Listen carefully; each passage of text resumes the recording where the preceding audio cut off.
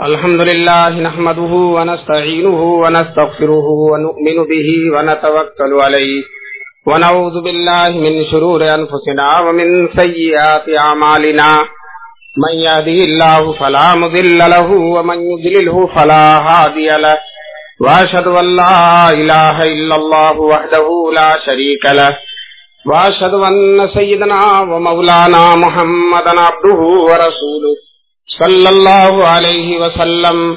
اعوذ باللہ من الشیطان الرجیم. بسم اللہ الرحمن الرحیم. ما آتاکم الرسول فخذوه وما نهاکم عنه فانتهوا. صدق اللہ العلی العظیم.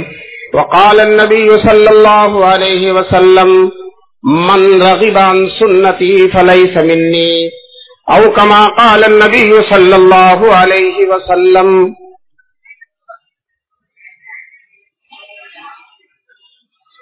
درفشانی نے تیری قطروں کو دریا کر دیا، درفشانی نے تیری قطروں کو دریا کر دیا، دل کو روشن کر دیا، آنکھوں کو بینا کر دیا.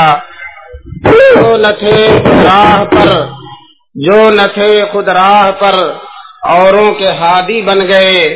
کیا نظر تھی جس نے مردوں کو مسیحا کر دیا. حضرت صدر جلسہ، معزز اور محترم علماء کرام، محترم بزرگوں اور دوستوں، دینی بھائیوں، نیک ماؤں اور بہنوں، اللہ کا لاکھ لاکھ شکر ہے، کرم ہے کہ اللہ تعالیٰ نے ہم سب لوگوں کو دین کے مسائل سمجھنے اور سیکھنے کے لیے قرآن و حدیث کی روشنی میں یہاں حاضر ہونے اور بیٹھنے اور جمع ہونے کا سنہرا موقع نصیب فرمایا. اللہ تبارک تعالیٰ اس بیٹھنے کو، اس اجتماع کو حد درجے قبول فرمائے. اور آپ کا یہ اجلاس، یہ جس انجمن کے تحت ہے، یہ ماشاءاللہ بمبئی کا بہت ہی مائع ناز اجلاس. لوگ اس اجلاس کی تاریخوں کا انتظار کرتے ہیں، اپنی ڈائری میں نوٹ کر لیتے ہیں اور جوق درجوق تشریف لاتے ہیں. اور الحمدللہ ملک کے بڑے بڑے علماء، موقر علماء، نامور علماء، دیداور علماء تشریف لاتے ہیں اور اپنی انتہائی محققانہ اور انتہائی گہری اور انتہائی پرسوز باتوں سے لوگوں کو مستفید فرماتے ہیں. اللہ تبارک تعالیٰ اس انجمن کو بھی، اس کے کارکنان کو، اس کے سرپرستوں کو پورے بمبئی اور تمام مسلمانوں کی طرف سے بہترین بدلہ نصیب فرمائے. میں نے قرآن کریم کی ایک آیت کا حصہ اور جناب رسول پاک صلی اللہ علیہ وسلم کی حدیث پڑھی. آیت میں اللہ تعالیٰ حدیث پاک کا اہتمام اور حدیث پاک کی عظمت بیان کر رہے ہیں. دیکھیے، حدیث پاک کی عظمت کوئی محدث نہیں بیان کر رہا، امام بخاری اور ترمذی نہیں، کوئی صحابی نہیں، کوئی فرشتہ نہیں، بلکہ خود احکم الحاکمین اللہ تبارک تعالیٰ جو ہے حدیث کی فضیلت اور عظمت کو بیان فرما رہے ہیں. کہتے ہیں ما آتاکم الرسول فخذوہ، جو کچھ تمہیں نبی پاک صلی اللہ علیہ وسلم دے انہیں لے لو. اللہ فرما رہے ہیں یہ نبی معمولی نہیں ہے، یہ میرے جو ہے احکام کی تبلیغ کرنے والے ہیں، میری باتوں کو پہنچانے والے ہیں. یہ نبی اپنی اور کسی اور کی بات تمہارے سامنے نہیں رکھتے. فرمایا وما ينطق عن الهوى ان هو الا وحی یوحى، یہ نبی خواہشات نفسانی کی بنا پر اپنے دل سے کوئی بات نہیں کہتے، جو کچھ بھی کہتے ہیں وہ وحی الہی ہوتا. تو نبی پاک صلی اللہ علیہ وسلم نے 23 سال کی زندگی نبوت میں، جو نبوت کے ایام ہے 23 سال کے، جو لفظ بھی فرمایا، صبح کو، شام کو، رات میں، دن میں، سفر میں، حضر میں، دن کی جلوتوں میں اور رات کی خلوتوں میں، ساری کی ساری باتیں اللہ تعالی کے حکم سے صحابہ کرام رضوان اللہ علیہم اجمعین نے محفوظ کر لیا. حضور صلی اللہ علیہ وسلم کی ایک بات بھی ضائع نہیں ہوئی، ایک کلمہ بھی زبان رسالت سے جو نکلا وہ آج بھی محفوظ ہے. اس زمانے میں ٹیپ ریکارڈ نہیں، مشینیں نہیں، آواز کو ضبط کرنے کے آلات نہیں، اس کے باوجود یہ آلات خطا کر سکتے ہیں. یہ غلط بھی کاٹ کر سکتے ہیں، اس میں کچھ کٹ پٹ سکتا ہے، کچھ غلط جو ہے باتیں رہ سکتی ہیں، لیکن صحابہ کرام نے ہو بہو جو جناب نبی پاک صلی اللہ علیہ وسلم کی زبان رسالت سے باتیں نکلی ہو بہو یاد کر کے اور ساری امت کو قیامت تک کے لیے اسے مستفید فرما دیا۔ دوستو اتنا اہتمام تھا کہ حضرت ابو ہریرہ رضی اللہ تعالیٰ عنہ جو تقریباً 4000 سے زیادہ حدیثوں کے راوی ہیں، آپ کو بتا دوں بہت بڑے راوی حدیث ہیں، بہت بڑے محدث ہیں، زبردست قسم کے شیخ الحدیث ہیں حضرت ابو ہریرہ رضی اللہ تعالیٰ عنہ، لیکن ہمارے ہاں ایک طبقہ ہے وہ تمام محدثین سے ناراض، حتیٰ کہ شیخ المحدثین حضرت ابو ہریرہ سے بھی ناراض۔ ایک صاحب نے اسی طبقے کے ایک آدمی کو بلایا اور کہا کہ حضرت ابو ہریرہ فرماتے ہیں مسلم شریف کی روایت اقرا بنفسک، دل میں پڑھو زبان سے نہ پڑھو، سورہ فاتحہ دل میں پڑھو زبان سے نہ پڑھو۔ تو جناب والا کہتے ہیں ابو ہریرہ کو مارو گولی۔ لو صاحب اگر ابو ہریرہ کو گولی مار دو گے تو امام بخاری کہاں جائیں گے، امام مسلم کہاں جائیں گے، امام ترمذی کہاں جائیں گے؟ یہ سب کے سب خوشہ نشی ہیں، خوشہ چی ہیں، یہ سب کی سب باتیں لینے والے ہیں نبی پاک صلی اللہ علیہ وسلم کی حضرت ابو ہریرہ سے اور تمام صحابہ کرام سے۔ بتلائیے اتنے بڑے شیخ الحدیث کو، اتنے بڑے راوی حدیث کو، اتنے بڑے حامل حدیث کو اس بے ادبی کے ساتھ، گستاخی کے ساتھ، صرف یہ کہ ان کا جو نظریہ ہے کہ امام کے پیچھے پڑھنا چاہیے، حضرت ابو ہریرہ حدیث رسول کی روشنی میں اس کو منع کر رہے ہیں، تو ابو ہریرہ رضی اللہ تعالیٰ عنہ سے اتنا ناراض ہو گئے کہ کہا کہ ابو ہریرہ کو مارو گولی۔ بتائیے جب حضرت ابو ہریرہ سے ناراض ہیں تو مفتی عزیز الرحمان صاحب سے کیوں نہیں ناراض ہوں گے؟ اور مجھ سے اور جو ہے مولانا سعید الرحمان صاحب اور جو اپنے مولانا ہے جو ناظم صاحب، یہ رات دن جو ہے فرقے کے مذمومات، غلط خیالات، غلط نظریات کی تردید کرتے ہیں۔ بتلائیے ان سے کتنا ناراض ہوں گے جب صحابی رسول حضرت ابو ہریرہ سے ناراض ہو گئے۔ حالانکہ حضرت ابو ہریرہ رضی اللہ تعالیٰ عنہ کی شان یہ ہے کہ ایک دن نبی پاک صلی اللہ علیہ وسلم کے پاس آئے اور کہا اللہ کے رسول کچھ حدیثیں ذہن سے نکل جاتی ہیں، بھول جاتا ہوں، میں چاہتا ہوں کہ آپ کی کوئی حدیث میرے ذہن سے نکلے نہ، میرے ذہن میں رہے، میرے دل میں رہے، میرے یاد میں رہے، میرے عمل میں رہے، میری زبان پر رہے۔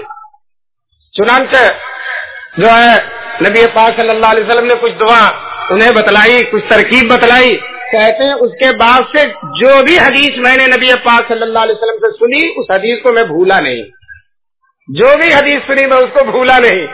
وہ کہتے ہیں لوگ تجارت کرتے تھے، لوگ کھیتیاں کرتے تھے، اور مجھے تھوڑا بہت کھانے کو مل گیا، میں رات دن نبی پاک صلی اللہ علیہ وسلم کی خدمت میں بیٹھ کر حضور کی حدیثیں سنا کرتا تھا۔ ایک صحابی وہ کاشتکار تھے، کبھی کبھی کھیتوں پہ جانا پڑتا تھا، تو انہوں نے دوسرے صحابی سے دوستی کر لی اور کہا میں اگر اپنے کھیتوں پر جاؤں یا اپنی تجارت کے لیے جاؤں، اپنے کاروبار میں جاؤں، تو تم اس عرصے میں، اس لمحے میں حضور صلی اللہ علیہ وسلم کی خدمت میں بیٹھے رہنا، حضور کی خدمت میں بیٹھنا، اور جو بھی حدیثیں حضور بیان فرمائے یاد رکھنا، کوئی حدیث جو ہے بھولنا مت، ساری حدیثیں یاد رکھنا۔ اور پھر میں جب آؤں گا اپنے کاروبار سے، اپنی مصروفیت سے، تو میں حضور صلی اللہ علیہ وسلم کی خدمت میں بیٹھوں گا اور تم اپنے کاروبار میں چلے جانا، اور اس بیچ میں جتنی حدیثیں ہوں گی میں یاد رکھوں گا، میں جو کچھ سنوں گا تم کو بتا دوں گا، اور تم جو کچھ سننا مجھے بتا دینا، تاکہ نبی پاک صلی اللہ علیہ وسلم کی کوئی حدیث نہ مجھ سے چھوٹے نہ تم سے چھوٹے۔ دیکھ رہے ہیں کتنا اہتمام، اس لیے کہ اللہ نے فرما دیا جو کچھ رسول پاک صلی اللہ علیہ وسلم تمہیں دیں اس کو جو ہے مضبوطی کے ساتھ لو، اس پر عمل کرو، اسے پھیلاؤ، اس کو اپنی زندگی میں لاؤ، اس لیے کہ نبی پاک صلی اللہ علیہ وسلم ساری کی ساری باتیں اللہ کی طرف سے کہتے ہیں۔ یہ حدیث کی اہمیت ہے۔ میں نے ایک چھوٹی حدیث اور آپ کے سامنے سنائی تھی کہ من رغب عن سنتی، بہت سے لوگ سمجھ رہے ہوں گے شاید مولانا نکاح کا خطبہ پڑھ رہے ہیں، نکاح میں حدیث پڑھی جاتی ہے، خطبہ نکاح میں نبی پاک صلی اللہ علیہ وسلم نے فرمایا من رغب عن سنتی، جو میری سنت سے، میری حدیث سے، میری باتوں سے، میرے کلام سے، میری اداؤں سے، میرے انداز سے، میرے عمل سے جو شخص اعراض کرتا ہے فلیس منی، وہ میرے ساتھ والوں میں نہیں ہے، وہ میرے گروہ میں داخل نہیں ہے۔ دوستو، پوری امت نے حدیثوں کا بڑا اہتمام فرمایا، ایک ایک حدیث یاد رکھا اور پھیلایا۔ کس قدر اہتمام فرمایا! امام مالک رحمۃ اللہ علیہ جو چاروں اماموں میں سے ایک امام ہیں، جن کی دنیا کے بہت بڑے حصے پر تقلید کی جاتی ہے، بہت بڑے محدث ہیں، امام مالک رحمۃ اللہ علیہ جو ہے حدیث کا درس اتنے اہتمام سے دیا کرتے تھے، اتنی جو ہے حدیث پاک کے درس کا اتنا وہ اہتمام فرمایا کرتے تھے کہ غسل کر کے، خوشبو لگا کر، بہترین کپڑے پہن کر، جس طرح سے بادشاہ تخت پر بیٹھتا ہے اسی طرح سے مسند پر بیٹھ کر جناب نبی پاک صلی اللہ علیہ وسلم کی حدیثیں بیان کرتے تھے۔ احترام یہ تھا، راستے میں حدیث نہیں بیان کرتے تھے، بے وضو کے حدیث نہیں بیان کرتے تھے، بے خوشبو لگائے حدیث نہیں بیان کرتے تھے، مسجد نبی میں آ کر بیٹھ جاتے تھے اور حدیثوں کو بیان کیا کرتے تھے۔ ایک دفعہ ایسا ہوا، حدیث بیان کر رہے تھے، بیان کرتے کرتے چہرے کا رنگ کالا ہو جاتا، بڑے حسین و خوبصورت تھے، اچھے تھے، لیکن اچانک چہرے پر کالا پن چھا جاتا تھا، رنگ کالا ہو جاتا تھا۔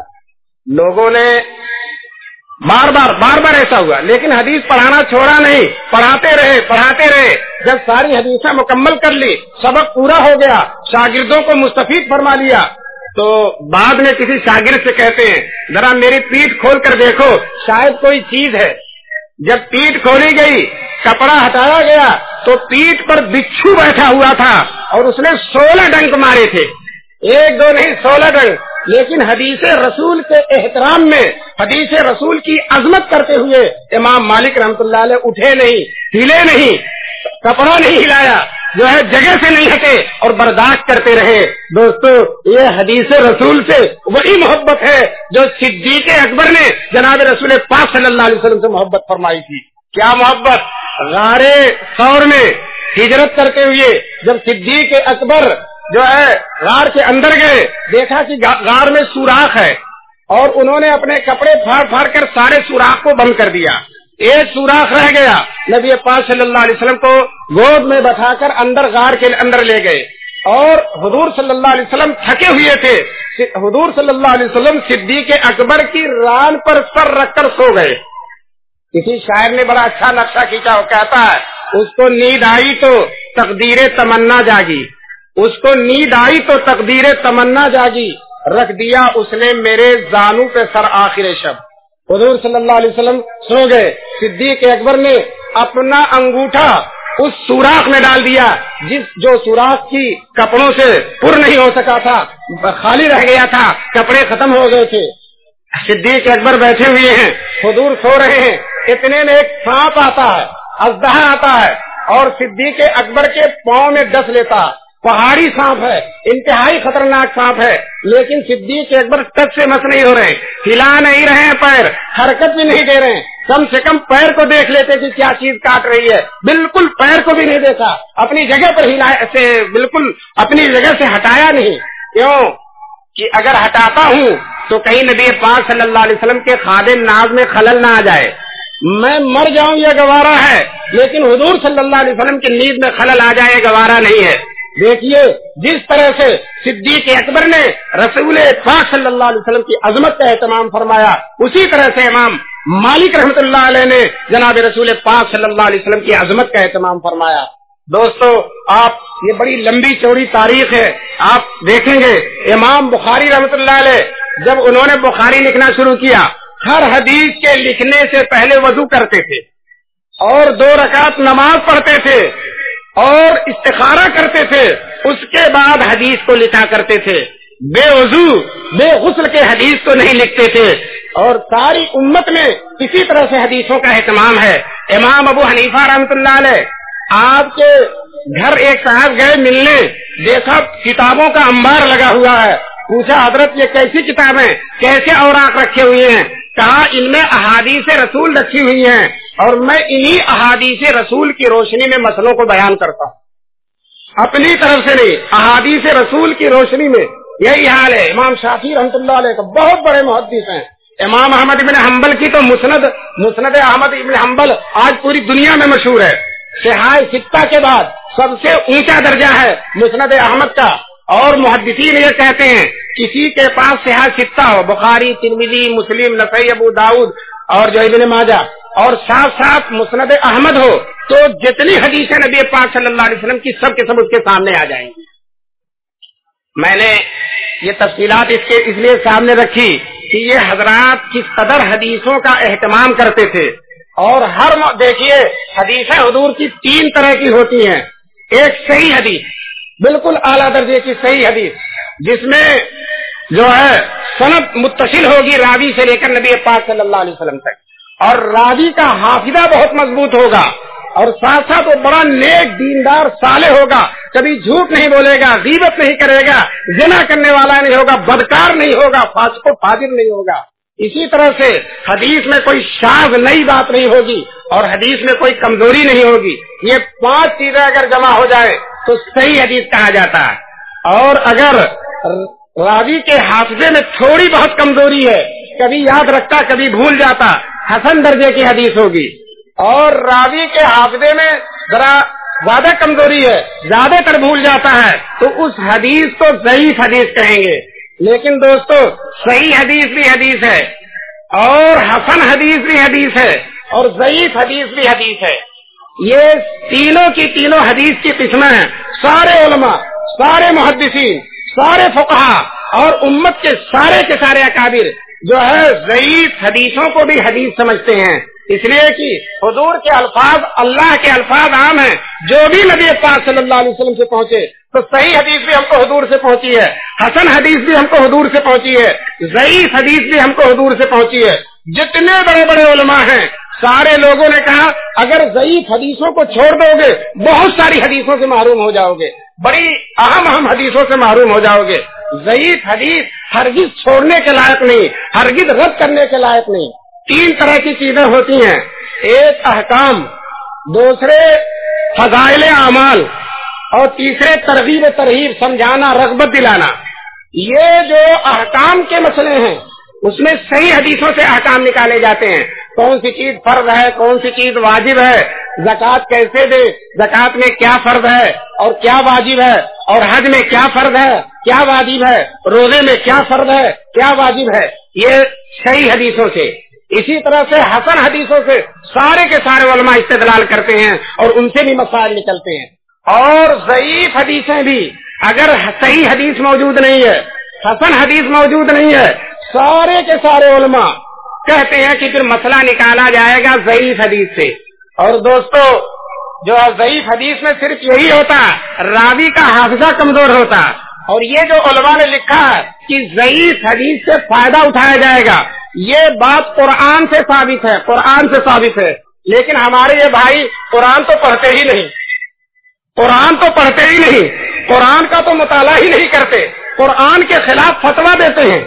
قرآن کے خلاف میں نے سال گزشتہ بتایا تھا کہ یہی بمبئی کے ایک صاحب نے فتویٰ یہ دیا کہ مسئلہ بتلایا کہ حوریں مرد بھی ہوتی ہیں اور حوریں عورت بھی ہوتی ہیں.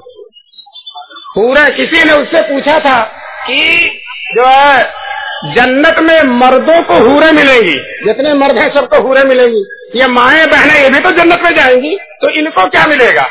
اب جناب محقق اعظم صاحب کہتے ہیں کہ یہ حوریں مرد بھی ہوتی ہیں، حوریں عورت بھی ہوتی ہیں. یہ اس لیے کہا انہوں نے تاکہ میں ایسا فتویٰ دے دوں جو اللہ کے رسول نے بھی نہ دیا ہو، جو صحابہ نے بھی نہ دیا ہو، جو تابعین نے بھی نہ دیا ہو، جو فقہا، محدثین، مفسرین، امام بخاری، امام ترمذی، امام نسائی کسی نے نہ دیا ہو.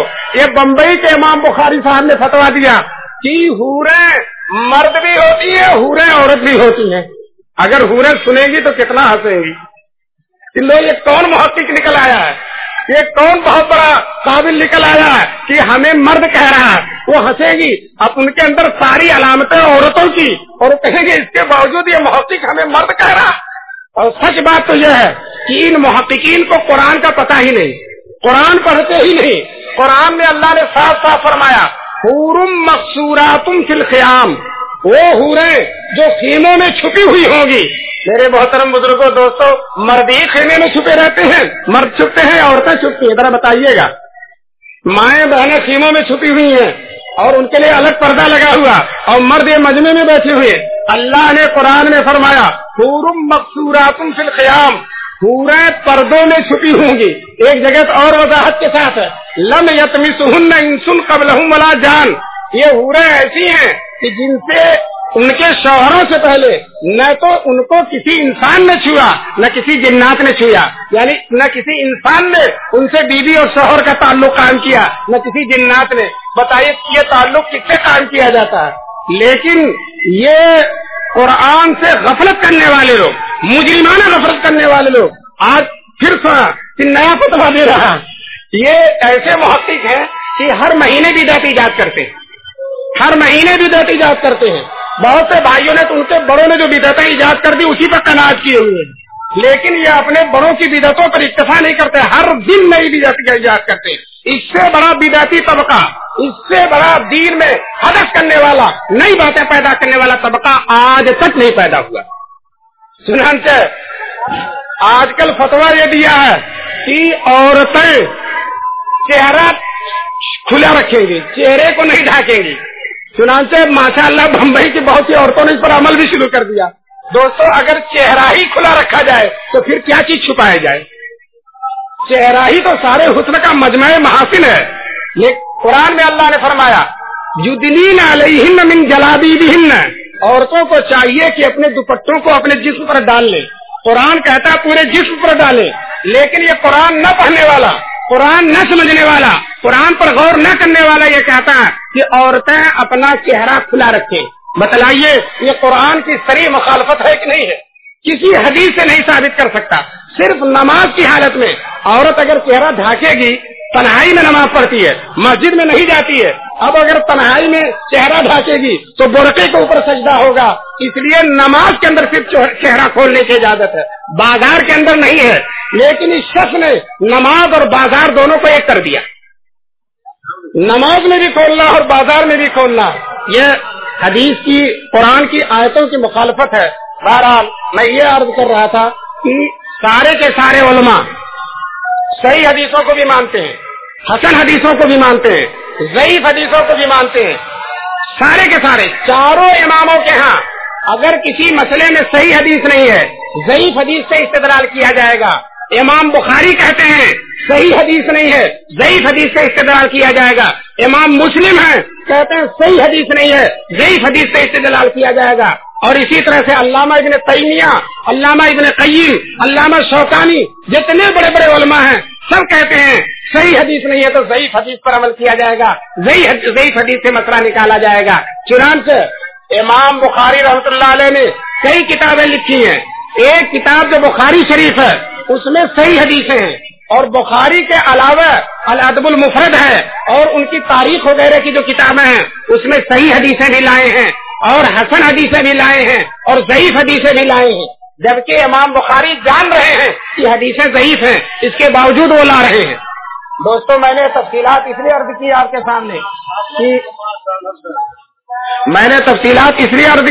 سامنے کہ جو ہے ایک ہمارے ہاں ایک طبقہ ہے جو ضعیف حدیث کو بالکل مسترد کر دیتا ہے اور اعتراض کرتا ہے، اس پر تنقید کرتا ہے، اس کی توہین کرتا ہے اور بڑے عیب کے ساتھ کہتا ہے کہ یہ فضائل اعمال، یہ تبلیغی نصاب اور فضائل اعمال اس میں ضعیف حدیثیں ہیں. اور یہ ضعیف حدیثیں کہہ کر اس کتاب کو ان لوگوں نے کئی جگہ جلا دیا. حیدرآباد میں جلایا، مدراس میں جلایا، کرناٹک میں جلایا، تبلیغی نصاب کو جلا دیا. حالانکہ اس میں صحیح حدیثیں بھی ہیں، حسن حدیثیں بھی ہیں، ضعیف حدیثیں بھی ہیں. بتائیے ضعیف حدیث کو جلانے کے لیے صحیح کو بھی جلا دیا، حسن کو بھی جلا دیا. بتلائیے اس جرم کا اللہ تبارک تعالیٰ کے یہاں کتنا زبردست مواخذہ ہوگا، کتنی زبردست گرفت ہوگی کہ جناب رسول پاک صلی اللہ علیہ وسلم کی حدیثوں کو جلا دیا. توہین کرتے ہیں، تذلیل کرتے ہیں، مذاق اڑاتے ہیں، منہ بگاڑ کے کہتے ہیں وہی ضعیف ہے. اور ان کا جاہل سے جاہل ایک لفظ نہیں جانتا، انگوٹھا ٹیک ہے، انگوٹھے سے دستخط کرتا ہے. اگر جو ہے اس سے پوچھا جائے اس کے عمل کے خلاف اگر حدیث ہے، آنکھ بند کر کے کہہ دے گا حدیث ضعیف ہے. ایک اسی فرقے کے ایک آدمی سے پوچھا کسی نے کندھے سے کندھا ملانے والی حدیث کیسی ہے؟ یہ حدیث بخاری میں، لیکن اسے پتا نہیں تھا، بخاری کا پتا ہی نہیں، چنانچہ اس نے یہ کہہ دیا حدیث صحیح ہے۔ کہا جتنا پیر پھیلاتے ہو ذرا کندھے سے کندھا ملا کے دکھا دو۔ آپ نے دیکھا نا کافی پیر پھیلاتے ہیں، کہا جتنا پیر پھیلاتے ہو کندھے سے کندھا ملا کے دکھا دو، تو کہتا تب ضعیف ہے، تب یہ حدیث ضعیف ہے۔ حالانکہ ابھی کہہ چکا ہے کہ صحیح ہے، لیکن اس کے خاندانی عمل، اس کے جو نسلی عمل ہے اس عمل کے خلاف ہو گیا تو صاحب حدیث ضعیف ہو گئی۔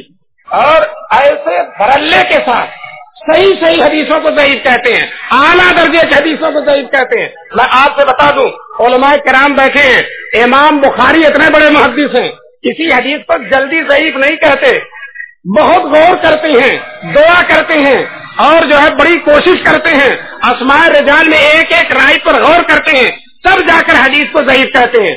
امام بخاری کے شاگرد ہیں امام ترمذی، جب کوئی حدیث ان کو شرح صدر نہیں ہوتا، امام بخاری سے سوال کرتے ہیں کہ حضرت یہ حدیث صحیح ہے یا ضعیف ہے؟ امام بخاری اگر فرما دیتے ہیں یہ حدیث ضعیف ہے، تب وہ اس حدیث کو ضعیف کہتے ہیں۔ لیکن ہمارے بمبئی کے امام بخاری، یہ انگوٹھا ٹیک امام بخاری، اور یہ ایک لفظ نہ جاننے والے امام بخاری ضعیف ضعیف ضعیف در سے ضعیف، جو بھی ان کے عمل کے خلاف ہوا ضعیف کہتے ہیں۔ حالانکہ سارے کے سارے بڑے علماء سب کے سب ضعیف حدیثوں کا احترام کرتے ہیں، عظمت کرتے ہیں۔ ضعیف حدیثیں اگر ان کا مطابع موجود ہے، دوسرے راوی نے بھی نقل کر دیا تو بہت اعلیٰ درجے کی، حسن درجے کی ہو جاتی ہیں اور ان سے استدلال کیا جاتا ہے۔ میں آپ کو قرآن میں بتلاؤں، قرآن میں اللہ تعالیٰ نے فرمایا کہ وَأَشْهِدُوا شَهِيدَيْنِ مِن رِجَالِكُمْ، کسی معاملے میں دو مردوں کو گواہ بناؤ۔ فَإِن لَّمْ يَكُونَا رَجُلَيْنِ، اگر دو مرد نہ ملے، فَرَجُلٌ وَامْرَأَتَانِ، تو ایک مرد گواہ ہوگا اور ایک عورت ہوگی۔ سنیے، عورت جو ہے ضعیف راوی ہے، یہ عورت ضعیف راوی ہے، تو اللہ تعالیٰ کہتے ہیں ایک مرد اور دو عورتیں، فَرَجُلٌ وَامْرَأَتَانِ، پھر آگے فرماتے ہیں أَن تَضِلَّ إِحْدَاهُمَا، ایک عورت اگر بھول جائے فَتُذَكِّرَ إِحْدَاهُمَا الْأُخْرَىٰ، دوسری عورت اسے یاد دلا دے گی۔ عورتوں کا حافظہ کمزور ہوتا ہے، ہو سکتا ہے کہ ایک عورت بھول جائے، دوسری عورت کہے گی نہیں بہنی ایسا ہے ایسا ہے، وہ اس کو یاد دلا دے گی۔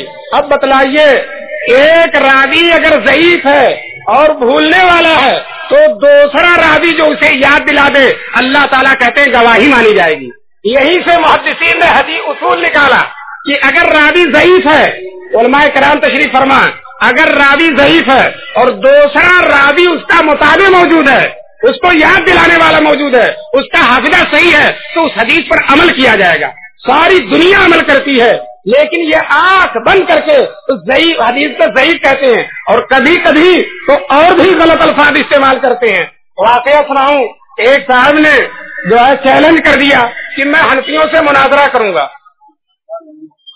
اور نامزد کر دیا کہ قاری حنیف سے کروں گا۔ ایک قاری حنیف پاکستان کے ایک مقرر ہیں، جا کے تقریریں کرتے ہیں، نابینا ہیں، بہت بڑے عالم نہیں ہے، عالم بہت بڑے عالم نہیں، سوچا ان سے نمٹ لوں گا آسانی کے ساتھ، کہا قاری حنیف سے میں جو ہے مناظرہ کروں گا۔ لوگوں نے کہا اور بھی لوگ موجود ہیں، دیکھنے والے لوگ موجود ہیں، بینا لوگ موجود ہیں، تو قاری حنیف ہی کو کیوں پریشان کر رہے ہو، اندھے کو کیوں پریشان کر رہے ہو؟ کہنے لگا جب کروں گا مناظرہ قاری حنیف ہی سے کروں گا۔ قاری حنیف صاحب کو بھی تاؤ آ گیا، انہوں نے کہا چل مجھے سے مناظرہ کر۔ چنانچہ قاری حنیف صاحب تیار ہو گئے، دو اسٹیج لگ گیا، ایک پر یہ تشریف فرما ہوئے یہ حضرات اور ایک پر قاری حنیف صاحب۔ قاری حنیف صاحب نے استدلال میں کوئی حدیث سنائی، اور وہ حدیث جو ہے اس کے مسلک کے خلاف تھی، اس کے نظریے کے خلاف تھی، اس کے باپ دادا اور خاندانی عمل کے خلاف تھی۔ چنانچہ اس دن اس کی قسمت ایسی پھوٹی کہ اس دن ضعیف نہ کہہ کر اس نے کہہ دیا کہ غریب ہے حدیث، ضعیف بھی نہیں کہا یہ حدیث غریب ہے۔ قاری حنیف نے کہا تو غریب ہے، تیرا خاندان غریب ہے، تیرے ماں باپ غریب ہیں، میرے حضور کی حدیث تجھ سے دال روٹی مانگنے گئی تھی کہ تو اسے غریب کہتا ہے۔ پھر مجمع کو مخاطب کر کے کہا یہ غریب ہے، یہ حدیث غریب ہے۔ سب لوگوں نے کہا یہی غریب ہے، یہ غریب آپ کو بمبئی میں بہت نظر آ جائیں گے، یہ حدیثیں نہیں غریب ہیں، یہی غریب ہیں، حدیثیں نہیں ضعیف ہیں، یہی ضعیف ہیں۔ بتلائیے ضعیف حدیثوں کو اپنا مقصد جب ہوگا اپنا جب فائدہ نظر آئے گا تو ضعیف سے ضعیف موضوع حدیث پر بھی عمل کریں گے. مولانا نے جو ابھی مولانا حذیفہ صاحب نے ابھی فرمایا آسام کے مناظرے میں، ان کا مناظر جب کھڑا ہوا اور ان کو سنانا یہ تھا کہ اہل حدیث حق پر ہیں، ہمارا موضوع تھا، ہمیں ثابت کرنا تھا کہ اہل سنت والجماعت حق پر ہے، اور ان کو ثابت کرنا تھا کہ اہل حدیث حق پر ہیں. تو ان کا مناظر کھڑا ہوا، پتہ نہیں کہاں سے لایا تھا، بہت بڑا مناظر بنا کر لے آئے تھے. وہ کھڑا ہوا اور اس نے حدیث سنائی ابو سعید خدری کی. ابو سعید خدری جب نوجوانوں کو دیکھتے تھے تو خوش ہو جاتے تھے اور مبارکبادی دیتے تھے اور کہتے تھے تم مبارکبادی کے لائق ہو، تم نبی پاک صلی اللہ علیہ وسلم کے امید ہو، حضور کی تمناؤں کا مرکز ہو، اور تم میرے بعد اہل حدیث ہو. یہ لفظ آ گیا اس حدیث میں، اہل حدیث. اب صاحب اس حدیث کو سنایا. اس حدیث کا ایک راوی ہے ابو ہارون عبدی. ابو ہارون عبدی کے بارے میں یہ ہے کہ یہ فرعون سے زیادہ جھوٹ بولتا تھا. اتنا بڑا بدتمیز راوی تو کوئی گزرا نہیں ہوگا.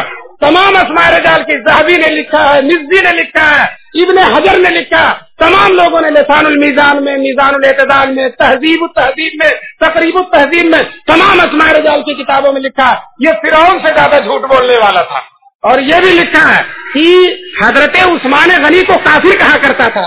علماء کا نظریہ ہے کہ جو صحابہ کو کافر کہتا وہ خود کافر ہو جاتا ہے. لو صاحب اپنے اہل حدیث کی حقانیت ثابت کرنے کے لیے کافر کی روایت لے رہے ہیں، کافر کی روایت لے رہے ہیں. اور دوسرے لوگ اگر ضعیف مسلمان کی روایت لے لے تو ناک بہو چڑھائیں گے، ناراض ہوں گے، چیب اجبی ہوں گے، اور اپنے کافر تک کی روایتوں کو لیتے ہیں. دوستو اور یہی نہیں، ہزاروں مسئلے میں ان حضرات کے ہاں تو ضعیف ہی حدیث ہے. قربانی کا مسئلہ بھی گزرا کیونکہ گوشت کھانے کا مسئلہ ہے. چوتھے دن قربانی کی ساری روایتیں ضعیف ہیں، ساری کی ساری روایتیں ضعیف ہیں. لیکن چونکہ انہیں گوشت کھانے کو ملتا ہے نا، ایک دن اور مل جاتا ہے. اب سب کے سب پہلے دن نہیں کریں گے، دوسرے دن نہیں، تیسرے دن نہیں، چوتھے دن کریں گے، اور کہیں گے چوتھے دن کی فضیلت زیادہ ہے.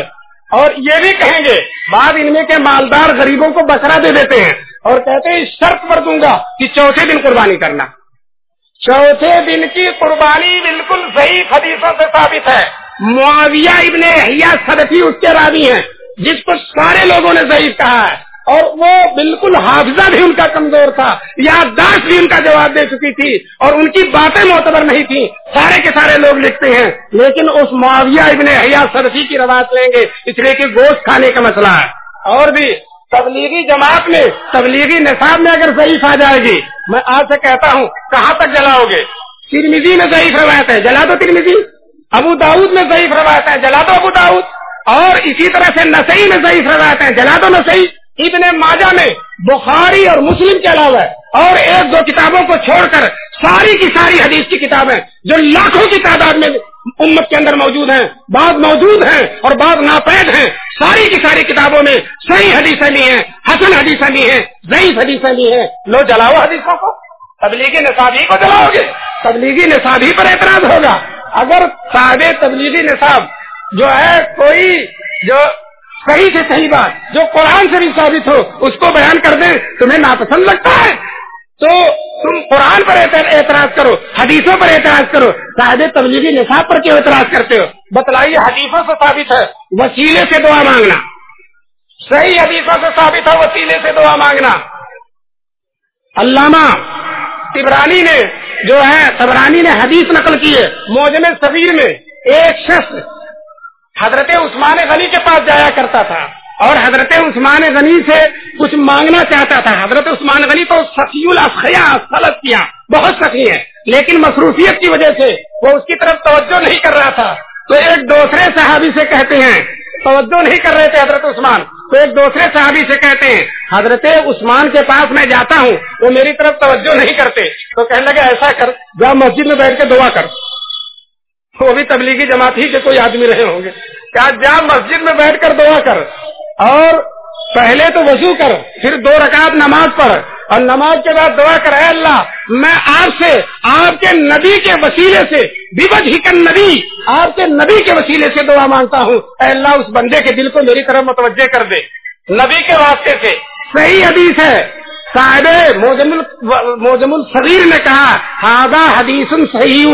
علامہ منذری جن کے بارے میں کہتے ہیں لوگ کہ منذری جس حدیث کو بیان کر دیں آنکھ بند کر کے بیان کرو وہ حدیث صحیح بیان کرتے ہیں. منذری بھی کہتے ہیں یہ حدیث صحیح ہے. ابن حجر اسقلانی جو پہاڑ ہیں علم حدیث کے وہ کہتے ہیں یہ حدیث صحیح ہے. بتائیے ابن حجر بھی صحیح کہہ رہے ہیں, طبرانی بھی صحیح کہہ رہے ہیں, اور اسی طرح سے منذری بھی صحیح کہہ رہے ہیں, بڑے بڑے لوگ صحیح کہہ رہے ہیں. لیکن ہمارے یہ منذری, ہمارے یہ طبرانی, ہمارے یہ ابن حجر جو انگوٹھا ٹیک ہیں اور دستخط بھی نہیں کر سکتے وہ کہتے ہیں ضعیف ہے, ضعیف ہے, ضعیف ہے. یہ عجیب طرح کی بدعت ایجاد کر رکھی ہے, عجیب طرح کا نیا مسئلہ ایجاد کر رکھا ہے. دوستو جو ہے اس میں وسیلے کے ساتھ دعا مانگنا اور حضور کا وصال ہو چکا, اس لیے کہ حضرت عثمان غنی کی خلافت کا زمانہ ہے. حضرت عثمان غنی کی خلافت میں حضور حیات نہیں ہے, پردہ فرما چکے ہیں. اب یہ کہتے ہیں زندے سے وسیلہ جائز ہے, مردے سے وسیلہ جائز نہیں ہے. ہم کہتے ہیں دین کو تم نے اپنے نانی کا کھیل بنا رکھا ہے. اپنے سے کہو گے زندے سے جائز ہے, مردے سے جائز نہیں, جبکہ حدیث میں زندے سے بھی جائز ثابت ہے, مردے سے بھی جائز ثابت ہے. ابن عباس کی حدیث ہے, حضرت عمر نے استسقاء کی نماز پڑھی اور نماز کے بعد دعا کرائی, اے اللہ تیرے نبی تھے ان کی برکت سے ہم ان کے وسیلے سے دعا مانگتے تھے, آج تیرے نبی موجود نہیں ہے تو تیرے نبی کے چچا موجود ہیں ہمارے مجمع میں, حضور کے چچا موجود ہیں, اے اللہ ان کی برکت سے ہماری دعا قبول کر لیجئے. دوستو اللہ نے قبول فرمایا. بتائیے چچا زندہ تھے, اور اس حدیث میں جو حضرت عثمان غنی کے پاس جانے والے جن کو سارے لوگوں نے صحیح کہا, اس میں حضور کے وصال کے بعد حضور سے دعا مانگی جا رہی ہے, حضور کے وسیلے سے دعا مانگی جا رہی ہے. بتلائیے زندے سے بھی اور جو زندہ نہ ہو اس سے بھی, جو موجود نہ ہو ہمارے سامنے اس کے وسیلے سے بھی دعا مانگی جائے گی. لیکن یہ بدعتی, یہ دین میں نئی نئی باتیں ایجاد کرنے والے کیا کیا بتلاؤں. ایک بدعت یہ ایجاد کر رہی ہے, دیکھیے گا میرے انگلی, یہ بدعت ایجاد کر لی ہے. نماز کے بعد جو نمازی میں تحیات میں انگوٹھا ہلاتے ہیں, خوب انگلی ہلاتے ہیں, اتنا ہلاتے ہیں کہ بغل والے کی نماز میں خلل ہو جائے. میرے ساتھ ایک واقعہ پیش آیا. میں مظفر نگر گیا تھا, ایک مسجد میں ایک صاحب آئے اور انہوں نے نماز میرے بغل میں پڑھ رہے تھے, سلام پھیرنے کے بعد بھی انگلی ہلا رہے تھے, سلام پھیرنے کے بعد بھی انگلی ہلا رہے تھے. میں آپ سے سوال کرتا ہوں یہ کس حدیث سے ثابت ہے؟ اب بڑھاتے چلے جاؤ, آئندہ ایسا کرو گے بازار میں جاؤ گے جب بھی ہلاؤ گے.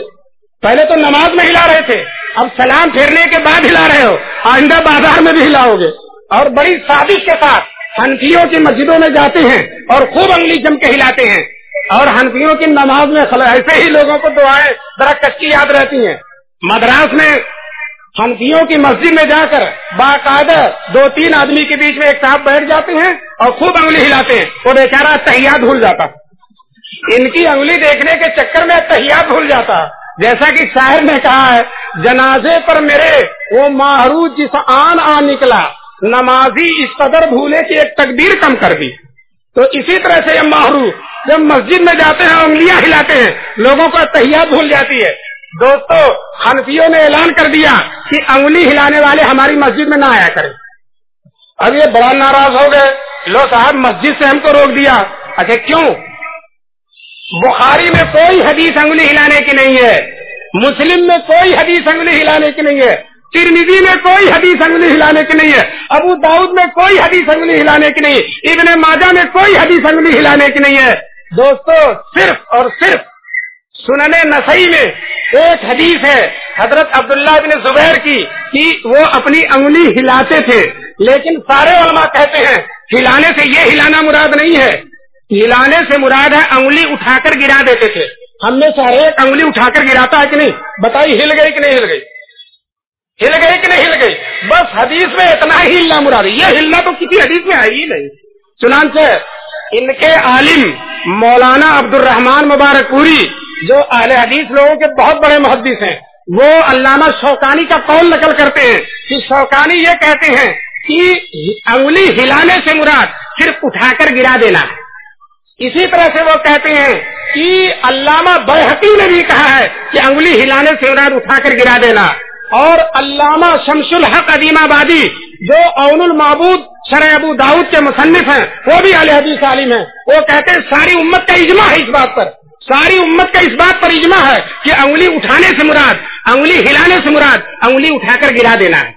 لیکن یہ تو اپنے علماء کی بھی کتابیں نہیں پڑھتے, میں نے ایک جگہ تقریر کرتے ہوئے ان کے علماء سے کہا اپنے عوام کو کنٹرول میں رکھو، اگر وہ کتاب و سنت کے کنٹرول میں نہیں ہے تو کم سے کم اپنے کنٹرول میں رکھو۔ تمہارے بڑے نہیں ہلاتے تھے، عبد الرحمان مبارک پوری نہیں ہلاتے تھے، علامہ شمس الحق عدیم آبادی نہیں ہلاتے تھے، علامہ شوکانی نہیں ہلاتے تھے، نذیر حسین صاحب نہیں ہلاتے تھے، لیکن آج کل کے بدعتی انگلی تو خوب ہلانا شروع کر دیا۔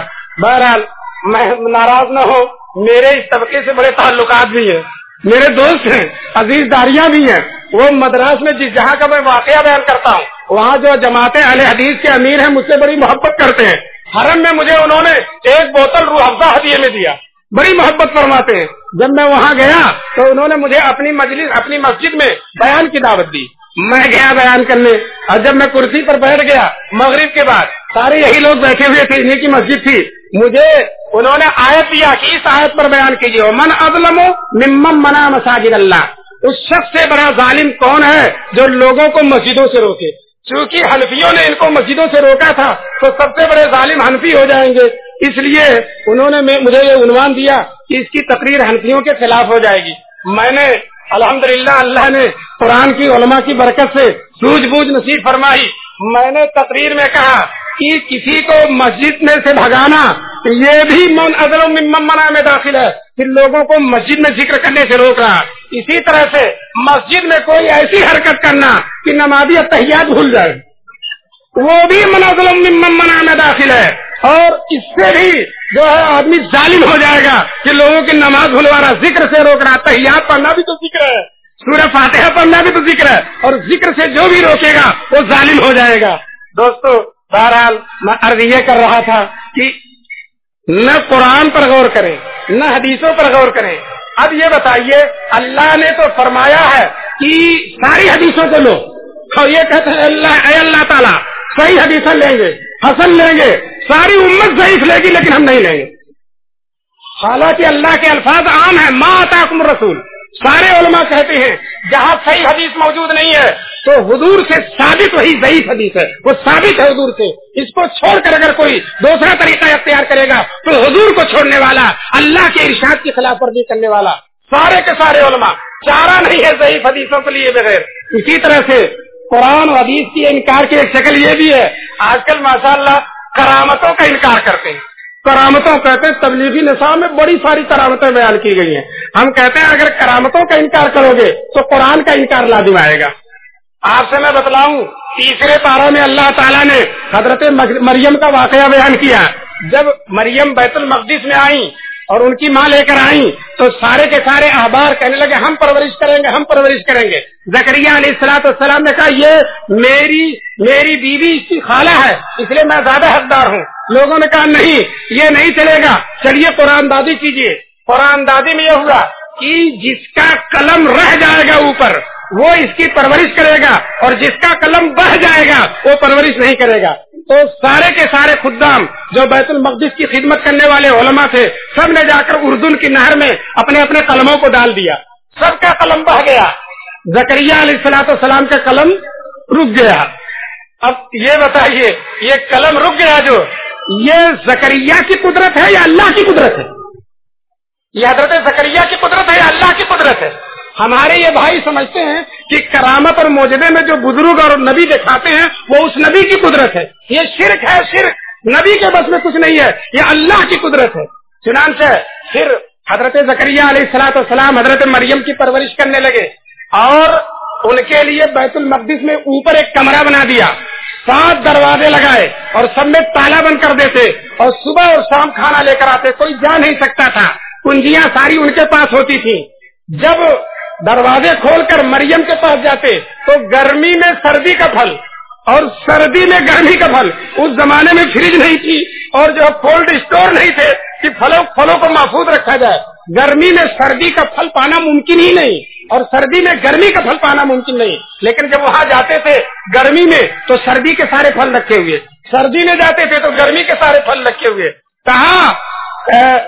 یہ کہاں سے صلوات کلما دخل علیہا زکریا المحراب، جب مریم کے پاس زکریا اس غرفے میں جاتے تھے، وجد عندہا رزقا، اچھی اچھی چیزیں پاتے تھے، चाहते थे ये कहाँ से आ गया, तो हजरत मरियम कहती थी मिन इंदिल्लाह, अल्लाह की तरफ से आ गया। बताइए हजरत मरियम नबी है?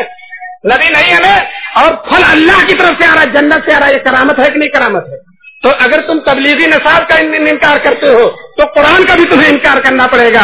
दोस्तों, तबलीगी जमात दीन का मिजाज बताती है, दीन के मुताबिक किताब सुन्नत से जो चीजें साबित होती है उसको बयान करती हैं। लेकिन तुम सुबह से शाम तक 75 दफे किताब सुन्नत का नाम लोगे, लेकिन कभी पूरी जिंदगी में तुम किताब सुन्नत पर अमल नहीं करते। रात दिन देखो किताब सुन्नत, किताब सुन्नत, किताब सुन्नत, ये सिर्फ तुम्हारी रटी हुई चीज है। जिस तरह से तोता रटे हुए कलमे कहता है, तुमने भी रटे हुए कलमे सीख लिए हैं, लेकिन न कुरान से वास्ता रखते हो न हदीस से वास्ता रखते हो। कुरान में साफ साफ करामत है। इसी तरह से सुलेमान अलैहिस्सलाम अपने लश्कर के साथ जा रहे थे, टिड्डी दल, बहुत बड़ा लश्कर, जब गुजरे एक जगह से वादिये नमल, जहाँ चींटियां बहुत थी, एक चींटी कहती है कालत नमलतुन या अय्युहन नमल उदखुलू मसाकिनकुम, एक चींटी कहती है ऐ चींटियों अपने घर में दाखिल हो जाओ, अपनी दिलों में चले जाओ। ला यहतिमन्नकुम सुलेमान व जुनूदुहु वहुम ला यशऊरून, सुलेमान और उसके लश्कर के लोग तुम्हें कुचल न डाले। बताओ, चींटी बोल रही है, चींटी बोल रही है, कुरान में इसका तज़किरा है। अगर यही तबलीगी निसाब में होता तो कहते नहीं मानेंगे, नहीं मानेंगे। और कुरान का पता ही नहीं है कि कुरान में क्या। बताइए, चींटी की करामत है, ये किसकी करामत? चींटी बोल रही है और इतनी बेहतरीन तकरीर कर रही है कि इन लोगों से ज्यादा सहाबा का एहतराम करती है चींटी, इसलिए कि सहाबा के बारे में इन लोगों के नजरियात अच्छे नहीं कहते। सहाबा जो गलत गलत चीजें बयान करते हैं, कुरान हदीस के खिलाफ बयान करते हैं। हुजूर ने औरतों को मस्जिद में जाने की इजाजत दी, हजरत उमर ने मना कर दिया। इसी तरह से हुजूर ने 3 तलाकों को 1 कहा, हजरत उमर ने 3 कर दिया। ये हजरत उमर के साथ बदगुमानी रखते हैं, लेकिन ये चूंकि सुलेमान अलैहिस्सलाम के सहाबा के साथ खुशगुमानी रखती है। ये सहाबा के साथ बदगुमानी हुजूर के सहाबा के साथ, और वो सुलेमान अलैहिस्सलाम के कहती है चूंटी कि ऐ चूंटियों अपने सुराख में चली जाओ, कहीं ऐसा न हो कि सुलेमान और उसका लश्कर तुम्हें कुचल डाले। वहुम ला यशऊरून, अनजाने में करेगा, जान कर ये लोग जुल्म नहीं कर सकते। ये नबी के सहाबा हैं, ये नबी के साथी हैं, ये नबी के लश्करी हैं, ये जानबूझ कर एक चूंटी को भी हलाक नहीं कर सकते। लेकिन अगर तुम पैर के नीचे पड़ गई और वो न देख सके तो कुचल जाओगी, इसलिए तुम अपने आप को अपने दिलों के अंदर दाखिल कर लो। बतलाइए, ये करामत है कि नहीं, मोजज़ा है कि नहीं? सुलेमान अलैहिस्सलाम ने बिल्कीस को दावत दिया कि बिल्कीस आ जाओ। बिल्कीस आने लगी, वहां से चल चुकी। हुदहुद ने खबर दे दिया कि बिल्कीस चल रही है। अब सुलेमान अलैहिस्सलाम ने सोचा कि बिल्कीस के आने से पहले उसका तख्त आ जाए, उसका अर्श आ जाए। और अर्श इतना कीमती, इतना, उस पर महल्लात बने हुए, उस पर बहुत सारे कमरे बने हुए, बहुत बड़ा अर्श था। सुलेमान अलैहिस्सलाम ने अपने जो उनके सहाबा थे, उनके साथ रहने वाले थे, उनसे ऐलान कर दिया कि कौन लाएगा।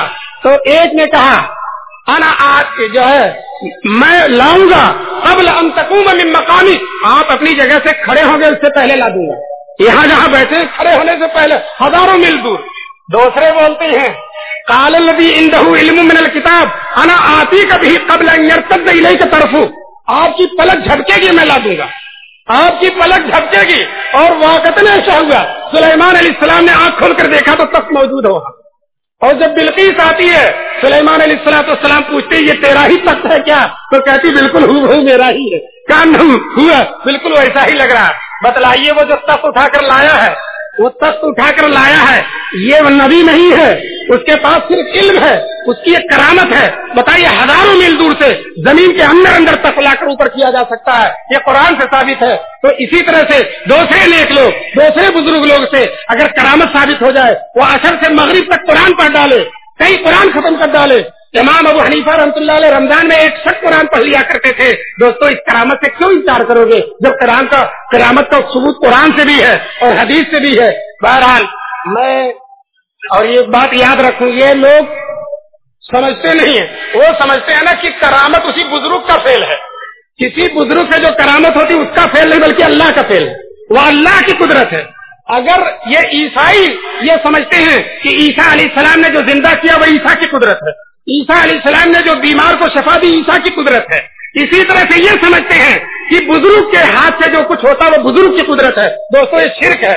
सारी दुनिया को शिर्क से जो है सारी दुनिया पर शिर्क का इत्तेहाम करेंगे और खुद शिर्क के मुर्तकिब होंगे, वो उस बुजुर्ग की हरगिज़ कुदरत नहीं है, वो अल्लाह ताला की कुदरत है। अल्लाह ताला कभी चाहते हैं तो वो करामत और मौजज़ा जाहिर हो जाता और कभी चाहते हैं तो नहीं होता। जरा देखिए, जब नबी पाक सल्लल्लाहु अलैहि वसल्लम मेराज से लौट कर आए तो मुशरिकीन ने कहा कि आप बैतुल मक़दिस में गए थे, वहां नबियों की इमामत की थी, जरा बताइए बैतुल मक़दिस के सुतून कितने हैं? तो हुजूर सल्लल्लाहु अलैहि वसल्लम ने सारे सुतून बता दिए। कहते हैं बैतुल मक़दिस मेरे निगाहों के सामने कर दिया गया और गिन गिन कर बता दिया, ये सुतून है, ये सुतून है, ये सुतून है। ये बताइए हुजूर का फेल है, ये हुजूर की कुदरत है या अल्लाह की कुदरत है? बोलिए आप लोग, किसकी कुदरत है? अल्लाह की कुदरत है। इसी तरह से कभी अल्लाह चाहते तो नहीं होता। जो सुलह हुदैबिया के मौके पर नबी पाक सल्लल्लाहु अलैहि वसल्लम ने हजरत उमर से कहा, जाओ मुशरिकीन से सुलह कराओ। हजरत उमर कहने लगे, अल्लाह के रसूल ये तो मुझसे जलते बहुत है, मुझे देखेंगे तो आग बगोला हो जाएंगे, हजरत उस्मान को भेज दीजिए। चुनांचे हुजूर ने हजरत उस्मान को भेजा। हजरत उस्मान मुशरिकीन से सुलह करने के लिए गए और देर लग गई, टाइम लग गया, 2-3 दिन लग गए। तो हुजूर को यह शुबह हुआ कि शायद इन्होंने हजरत उस्मान को शहीद कर दिया। अब जरा बताइए, बैतुल मक़दिस को देख लिया, उसके सतूनों को देख लिया और हुदैबिया और मक्का मिला हुआ है, वहाँ हजरत उस्मान को नहीं देख सके। क्यों? वहाँ अल्लाह ने चाहा कि देख ले और यहाँ अल्लाह ने नहीं चाहा कि देख ले। चुनांचे हुजूर ने 1400 सहाबा से बैत लिया और सबसे इस बात पर बैत लिया कि अगर मुशरिकीन ने हजरत उस्मान को शहीद कर दिया है तो हम उनके खून का जरूर बदला लेंगे। बतलाइए, कभी अल्लाह दिखाता है, कभी अल्लाह नहीं दिखाता है। बहरहाल मेरी तकरीर का वक्त मुकम्मल हो गया। अल्लाह तबारक ताला हम सब लोगों को खैर और सलाह और फलाह की तौफीक नसीब फरमाए। सिर्फ जबान से किताब और सुन्नत रटने से बचाए, बल्कि दिल की गहराइयों में किताब और सुन्नत पर अमल करने की तौफीक नसीब फरमाए और हुजूर की सारी हदीसों का एहतमाम करने की तौफीक नसीब फरमाए। बदतमीजी से, बेअदबी से, गुस्ताखी से अल्लाह ताला सारी उम्मत की हिफाजत फरमाए। ज़ईफ हदीसों के साथ गुस्ताख बहुत बड़ा मुजरिम है, इसलिए कि ज़ईफ हदीसें बहुत सारे काम देती हैं, बहुत सारे मसाइल निकलते हैं, तुम खुद भी निकालते हो। अल्लाह तबारक ताला हम सबको जनाब नबी पाक सल्लल्लाहु अलैहि वसल्लम की सच्ची मोहब्बत नसीब फरमाए और किताब और सुन्नत की सच्ची इताअत नसीब फरमाए। व आखिरु दावाना अनिल हम्दुलिल्लाहि रब्बिल आलमीन। जज़ाकल्लाह।